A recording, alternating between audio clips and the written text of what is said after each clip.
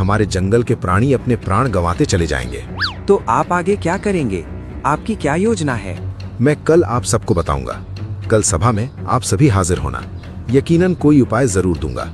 अगले दिन सभी दरबार में पहुंच पड़े थे, मगर सामने एक मटका था। उसमें कुछ चिट्ठियां थीं। उसे देखकर सबके मन में एक ही सवाल था, शेर सिंह क्या करेगा? तभी शेर सिंह आ पहुंचा। बोलो शेर सिंह, क्या योजना है और ये चिट्ठियां क्यों लाए हो? इस चिट्ठी में आप सभी के नाम हैं। इनमें से मैं एक चिट्ठी निकालूंगा और उसमें से जिसका नाम आएगा वो जंगल का राजा बनेगा। सभी ये सुन के अचंभे में पड़ गए, मानो कोई सांप सूंघ लिया हो। राजा? मगर क्यों? आपको नए राजा की क्या आवश्यकता पड़ गई? मैंने पता किया है, वो चीज हमारे जंगल का नहीं है। किसी बाहर के प्राणी ने हमारे जंगल में वो फैलाया है। मुझे अब पता लगाना है कि ये काम किसने किया है।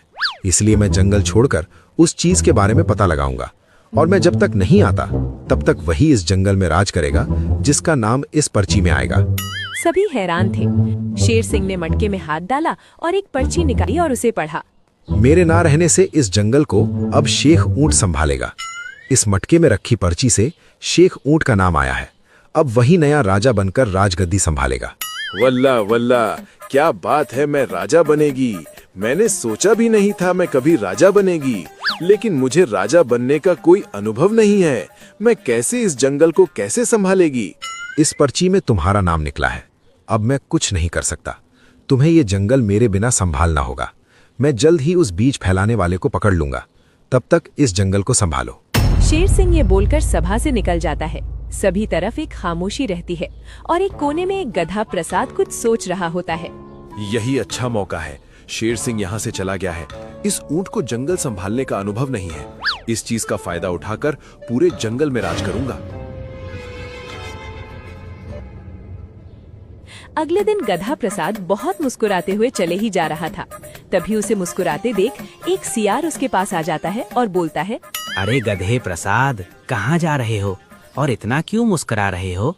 अरे सियार, ऊंट नया राजा बना है और उसे कोई अनुभव भी नहीं है, तो सोच रहा हूँ कि उसके पास जाकर सलाहकार का काम मांग लूं। सियार मन ही मन सोचता है, अरे ये ख्याल मुझे क्यों नहीं आया। राजा का सलाहकार बनके खूब मौज उठाया जा सकता है।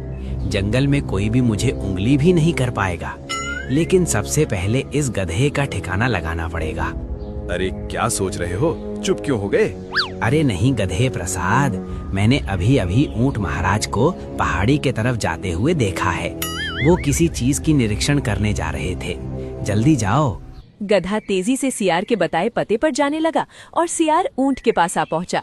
ऊंट महाराज की जय हो ऊंट महाराज। शुक्रिया। बताओ सियार, तुम्हें क्या परेशानी आ गई जो मेरे पास आई? ऊंट महाराज, मैं सोच रहा हूँ कि आज आप राजा बन गए हैं और आपको ज्यादा अनुभव भी नहीं है। कहीं इसका फायदा उठाने के लिए जानवर आपके पास काम मांगने ना आ जाएं और उसका गलत फायदा ना उठाएं। तुम्हारी बात सही है सियार, मुझे ऐसे जानवरों से बच के रहना चाहिए। मैं भी यही सोच रही थी। बिल्कुल, देखिएगा अभी कुछ जानवर आपके पास आकर मीठी मीठी बातें करके आपको बहलाएंगे और आपके पास काम मांगेंगे। और ये कहकर सियार वहाँ से चला जाता है। उधर दूसरी ओर गधा जगह जगह घूमता है, मगर उसे शेख ऊंट नजर नहीं आता है। वो दोबारा सभा की जगह पहुँचता है जहाँ उसे ऊंट दिखाई देता है। महाराज की जय हो, महाराज की जय हो। अरे आओ गधे प्रसाद, तुम्हारा मेरे दरबार में स्वागत है, स्वागत है।